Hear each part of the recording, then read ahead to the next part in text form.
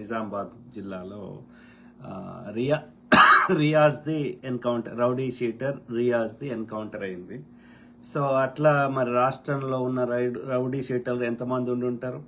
So మరి అట్లా అంటే ఎన్కౌంటర్ చేసుకుంటూ పోతే సమస్యకు పరిష్కారం అవుతుందా? అంటే మళ్ళా ఇప్పుడు ఇది కొత్త రౌడీ షీటర్లు పుడతలేరా?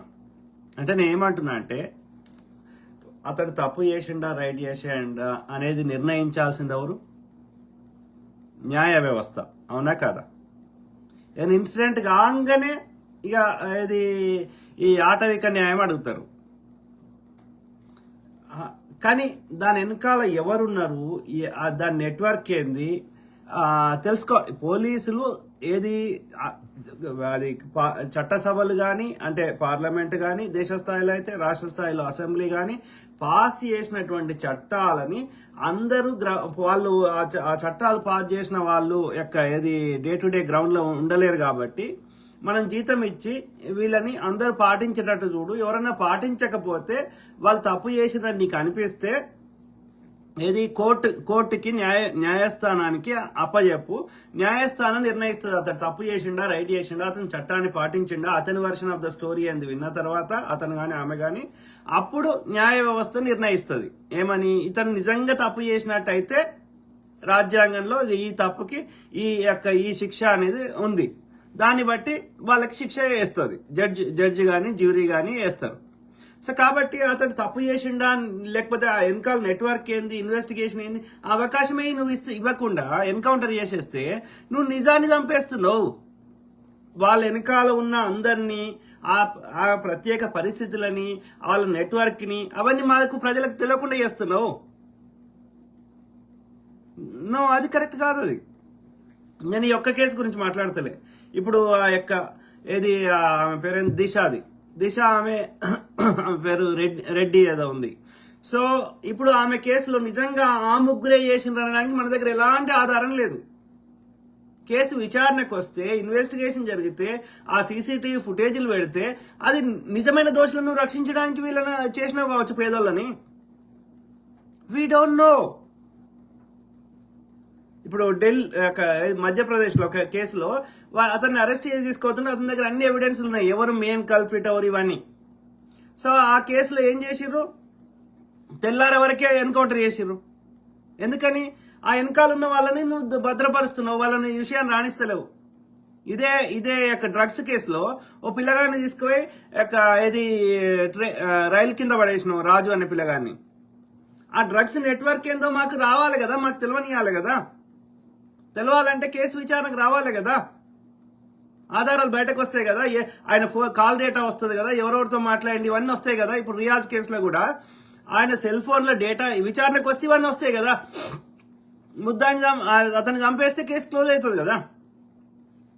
ఇప్పుడు ఆ రియాజ్ కేసు ఫోన్ లో ఏమున్నది, డేటా ఏముంది, ఆ నెట్వర్క్ ఏముంది, ఎవరితో మాట్లాడిండు, మిగతా నేరస్తులు ఎవరు, ఇతను ఒక్కనే చేస్తున్నాడా, ఇతనికి నెట్వర్క్ ఉందా, ఇవన్నీ బయటకు రావాలి కదా. వాళ్ళకు కూడా శిక్షలు పడాలి కదా. కాబట్టి మీకు అధికారం ఇవ్వలేదు పోలీసు వాళ్ళకి. పోలీసు వాళ్ళకి గన్ ఇచ్చింది దాన్ని విధిలేని పరిస్థితులలో ఎవరైనా నిందితుడు వేరే వాళ్ళని చంపుతుంటే అతని ప్రాణం కూడా ఇంపార్టెంట్ కాబట్టి ఆ ప్రాణం ఆపడానికి కానీ, లేకపోతే నీ ప్రాణంకి నువ్వు కాపాడుకోవడానికి కానీ విధిలేని పరిస్థితులలో ఆయుధం వాడాలి. ఎవరైనా సరే, సామాన్యులైనా సరే, పోలీసులైనా సరే, ఆత్మరక్షణ ఒక ప్రాణిని కాపాడడం కోసం మాత్రమే వాడాలి. కానీ ఆ తర్వాత అతని కస్టడీలోకి తీసుకున్న తర్వాత నువ్వు శిక్షించడానికి నీకు అధికారం లేదు పోలీసు వాళ్ళకి. పోలీస్ స్టేషన్ లో కూడా అతన్ని శిక్షించాలి విచారణ కోసం అతను ఇన్ఫర్మేషన్ చెప్తలేడు అంటే అతను ఒక కోర్టు నిర్ణయించిన వ్యక్తి ముందట ఉండగా కోర్టు కానీ రాజ్యాంగాన్ని నియమించినటువంటి పరిమితులలోనే అవి అనుమతించిన వాటి యొక్క శిక్షించే విధానంలో శిక్షించి అతని ద్వారా ఇన్ఫర్మేషన్ రాబట్టడానికి కోర్టు పర్మిషన్ తీసుకోవాలి. నీ ఫోన్ సెర్చ్ చేయాలన్నా, నిన్ను విచారణ చేయాలన్నా, నిన్ను శిక్షించాలన్నా. ఓకే, కాబట్టి వాళ్ళని ఉట్టినే కూర్చుండబెట్టలే అక్కడ కోర్టులో జడ్జిలని కానీ, జ్యూరీని కానీ, ఇంకోని కానీ. సో న్యాయ వ్యవస్థ అనేది ఎందుకంటే వాళ్ళు ఒకటి మానవత్వం ఆలోచిస్తారు, అట్లనే ఇక అది నిజంగా చేసిండా లేదా అనేది వాళ్ళు నిర్ణయిస్తారు. వాళ్ళు ఎందుకంటే వాళ్ళు న్యాయశాస్త్రం చదువుకొని ఆధారాలు చూసి ఇరుపక్షాల వాదనలు విని ఓకే నిజంగా కరెక్ట్ అనిపించింది మాత్రమే వాళ్ళు చెప్తారు. వాళ్ళు చెప్పింది నువ్వు పాటించాలి అంతే. పోలీసు వ్యవస్థ ఓకే అంతే తప్ప నీకు తప్ప అనిపిస్తే ఎస్ నాకు ఇట్లా అనిపించింది తప్ప రైట్ అనేది న్యాయస్థానానికి తీసుకోవో. జడ్జి కానీ జ్యూరీ కానీ నిర్ణయిస్తారు. క్రిమినల్ కేసులలో అయితే అట్లా ఉంటుంది. సివిల్ కేసులో అయినా ఓన్లీ జడ్జి నిర్ణయిస్తాడు.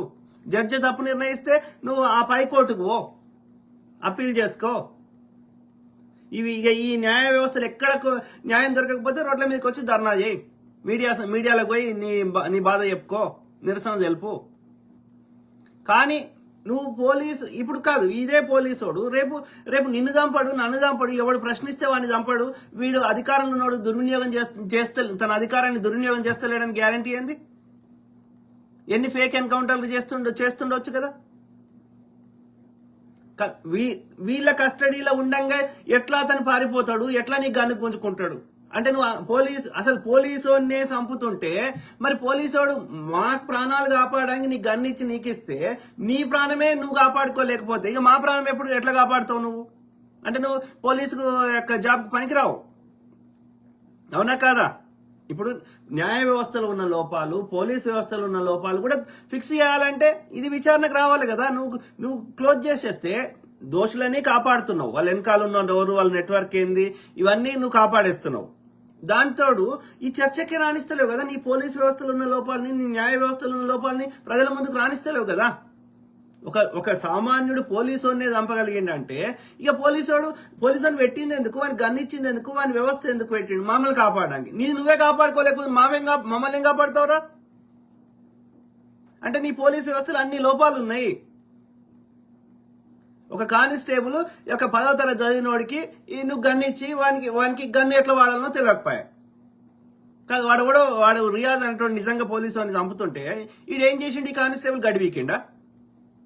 అంటే కానిస్టేబుల్ దగ్గర గన్ను లేదని అర్థమే కదా. సో వాడు పొడుస్తుంటే, వాడు చంపుతుంటే వీడు ఏం చేయలేని నిస్సహాయ స్థితిలో ఉన్నాడు కదా. వాడు పోలీసు ఎట్లయితాడ్రా? పోలీస్ అంటేనే వాడిని కాపాడుకుంటూ మనల్ని కాపాడేటోడు, మనల్ని చంపుతుంటే మనల్ని రక్షించేటోడు. అంటే పోలీస్ వ్యవస్థలో గన్ని లోపాలు ఉన్నాయి. కానిస్టేబుల్ ఎందుకు పనికి రాడని అర్థం. మరి అమెరికాలో ఇంకో దేశంలో అట్లున్నారా పోలీసు వాళ్ళు? ఉన్నారా? ఏ పోలీసు అంటే ప్రతి పోలీసు దగ్గర 3-4 గన్నులు ఉంటాయా? చాకులు, గన్నులు, టార్చ్ లైట్లు, అనేక వ్యవస్థలు ఉండయా? అతను చంపుతుంటే గడివి కూడా కూర్చున్నాడా? కాబట్టి ఇవన్నీ చర్చకు రావాలి. పోలీసు వ్యవస్థను పటిష్టం చేయడానికి నువ్వు మాకు చర్చ ఉండాలి. పోలీసు వ్యవస్థలో వాడు కాపాడుకునే శక్తి ఉంటేనే వాడు మనల్ని కాపాడుతాడు. కాబట్టి పోలీసు వ్యవస్థలో లోపాలు ఫిక్స్ చేయడానికి నువ్వు ఈ అవకాశం ఉంటుంది. నువ్వు కస్టడీలోకి తీసుకున్నాక కస్టడీలో వాడు ఎట్లా నీ మీదకి వస్తుంటే నువ్వు అప్పుడు మళ్ళా నువ్వెందుకు గడ్డి వీకినవా? False story, false narrative. ఒకసారి నీకు కస్టడీలోకి తీసుకున్నాక వానికి బేడీలు వేస్తావు, వానికి కాళ్ళకి కడతావు, వాడిని ప్రత్యేక సెల్లో పెడతావు. నీకు ఇక వాడు నేను ఎక్కడి నుంచి వచ్చి నీకు దాడి చేస్తాడు? ఎట్లా చేస్తాడు చెప్పండి? ఫేక్ ఎన్కౌంటర్స్ ప్రతిదీ పోలీసులు చేసిన నక్సలైట్లతో ఎక్కడన్నా అడవిలో వాళ్ళు కొట్లాడుకునేటప్పుడు ఏమన్నా జరగవచ్చు 1-2 కేసులు ఎన్కౌంటర్లు. కానీ ఎందుకంటే వాళ్ళ దగ్గర గన్నులు ఉంటాయి, వీళ్ళ దగ్గర గన్నులు ఉంటాయి, వాళ్ళని పట్టుకునే ప్రయత్నం చేసినప్పుడు వాళ్ళు కాల్చవచ్చు. అడవిలో ఏమైనా మావోయిస్టులతోటి, నక్సలైట్లతోటి ఎన్కౌంటర్లు రియల్ కావచ్చు. కానీ మిగిలిన 99% అన్ని వీళ్ళ కస్టడీలోకి వచ్చినాక అంటారు చూసినావా, వాళ్ళని ఏమంటారు? తీసుకుపోతారు ఊరవతలకి. తీసుకుపోయి అరే ఉరుకుపోరా అంటారు, ఏమన్నా అంటారు. వాడు ఉరుకుతుంటే వీడు కాలుస్తాడు. వాడు నిరాయుధుడు ఉన్నాడు, వానికి బేడీలు ఉన్నాయి, అన్ని ఉన్నాక నీకు ఒకసారి కస్టడీలో తీసుకున్నాక నీకు బయటకు నీ జైల్లో సెల్ ఉన్నంత సేపు నీకు బేడీలు వేయరు. ఒకసారి సెల్లోకి వెళ్ళి బయటకు వచ్చినాక కంపల్సరీ నీకు కాళ్ళకి చేళ్ళకి బేడీలు వేసినాకనే బయటకు తీసుకొస్తారు. అది హాస్పిటల్ తీసుకురాని, ఎక్కడికైనా తీసుకురాని. ఎందుకంటే నువ్వేమైనా చేసే అవకాశం ఉంటుందని. కాబట్టి వాడు నీ కస్టడీలో ఉండంగా నిన్నెట్లా చంపుతాడు వాడు? అంటే అంత బలహీనంగా ఉందా పోలీస్ వ్యవస్థ? నువ్వు రాంగ్ చెప్తున్నావు. నీ బాడీ కెమెరా ఉండాలి, ఆడ సీసీ ఫుటేజ్ ఉండాలి, అవన్నీ మాకు పెట్టాలి ప్రజల ముందు, మీడియాకి కానీ కోర్టులకు కానీ.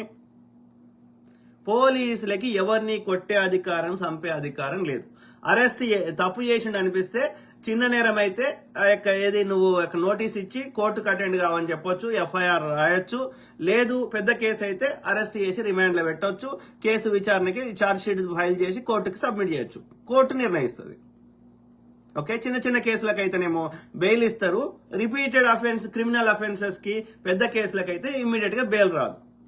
కొన్ని ప్రత్యేక పరిస్థితుల్లో కేసు ఒక వితిన్ 3 months 6 months లోపల విచారణ జరగాలి. కానీ జరగకుండా 5 ఏళ్ళు 10 ఏళ్ళు జరుగుతున్నప్పుడు 5 ఏళ్ళు 10 ఏళ్ళు అతడు దోషి అని నిర్ధారించక ముందే, కన్విక్షన్ కాకముందే సో అతనికి శిక్ష ఈ కేవలం జైల్లో పెట్టడం తప్పు కాబట్టి. ఎందుకంటే అతను దోషి అని నిర్ధారించినాక, న్యాయ వ్యవస్థ చెప్పినాక ఎస్ అతనికి శిక్ష ప్రకారం రాజ్యాంగంలో ఏం రాస్తే దాని ప్రకారం ఇలాంటి శిక్షకి ఏది ఫస్ట్ డిగ్రీయా సెకండ్ డిగ్రీయా దాన్ని బట్టి A1 A2 దాన్ని బట్టి శిక్షలు ఉంటాయి. దాన్ని గౌరవించాలి తీర్పు వచ్చిన తర్వాత. తీర్పు రాకముందు వరకు, అతను దోషి అని నిర్ధారించినంత వరకు, అతను కన్విక్టెడ్ కానంత వరకు, అక్యూజ్డ్ అంటే కేవలం ముద్దాయి మాత్రమే, నేరం ఆరోపించబడిన వాడు మాత్రమే, అంటే నేరం నిర్ధారణ అయిపోయి కన్విక్ట్ అయ్యేదాకా అతను నిర్దోషే. దోషి అని న్యాయస్థానం తీర్పు చెప్పేదాకా అతను నిర్దోషే. అయితే అది తొందర చెప్తే ఒక 6 months లోపల చెప్పిండ్రు అనుకో, ఆ తీర్పు ట్రయల్ అయిపోయి తీర్పు వచ్చింది అనుకో, అది అప్పుడు ఆ యొక్క తీర్పు ప్రకారం అతను నిర్దోషి అయితే విడుదలవుతాడు. దోషి అయితే అతని దోషి ప్రకారం 3 ఏళ్ళ 5 ఏళ్ళ 10 ఏళ్ళ 50 ఏళ్ళ యావజ్జీవమా లేకపోతే ఉరి శిక్షణ, ఆ శిక్షను బట్టి ఉంటది. కానీ నువ్వు కేసే 5 ఏళ్ళు 10 ఏళ్ళు చేస్తే ఒక నిర్దోషిని నువ్వు అనవసరంగా జైల్లో పెడుతున్నావు కదా. సో అతన్ని కాలాన్ని వృధా చేస్తున్నావు కాబట్టి అది న్యాయ వ్యవస్థలో ఉన్న లోపం కాబట్టి అందుకని బెయిల్ ఇచ్చే అవకాశాలు ఉంటాయి. కాబట్టి నువ్వు కేసు న్యాయ వ్యవస్థలో ఉన్న లోపాన్ని కూడా సరిదిద్దాలి. అప్పుడు కేసు అన్నేళ్ళు ఎందుకు పొడిగిస్తున్నావు? వితిన్ 1 year 2 years 3 years లోపల కేసు ట్రయల్ అయిపోవాలి. విచారణ అన్ని రోజులు జరిగితే ఇక వాడి జీవితమే అయిపోయినాక నువ్వెప్పుడు శిక్ష చేస్తావు? చచ్చిపోయిన వాళ్ళకి శిక్ష చేస్తావా? అంటే వాడు ఒకవేళ 20 ఏళ్ళు నువ్వు జైలు ఉన్నాక వాడు నిర్దోషం తేలిండు అనుకో, 20 ఏళ్ళు వాడి జీవితాన్ని నాశనం చేసినాడువే కదా. కాబట్టి నువ్వు ట్రయల్ తొందర చేయి. వితిన్ 1 ఇప్పుడు అందరి ముందటగా ఆధారాలు ఉన్నాయి. ఏది హరీష్ రావు చేయించిండు, ఆడ భార్యాభర్తలు ఇద్దరు న్యాయవాదులనే చంపిర్రాలు. ఎందుకని? భూముల కబ్జాల విషయంలో. ఈ హరీష్ రావు అనేటోడు బీఆర్ఎస్ వాళ్ళు అందరు భూములు కబ్జా పెడుతుంటే ఆయన కేసులు వేసిండు. మొన్న రాజలింగం అనే ఆయన్ని భూపాలపల్లిలో నడి రోడ్డు మీద చంపిర్రు. మనకు ఆధారాలు ఉన్నాయి, అన్నీ ఉన్నాయి. కేసు విచారణకు రాదే. ఈ న్యాయ వ్యవస్థలోని లోపాల మీద కొట్లాడరు. అగ్రకులాలు చేసిన ఒక్కని మీద ఎలాంటి ఎన్కౌంటర్లు జరిగాయి, ఎలాంటి శిక్షలు పడాయి.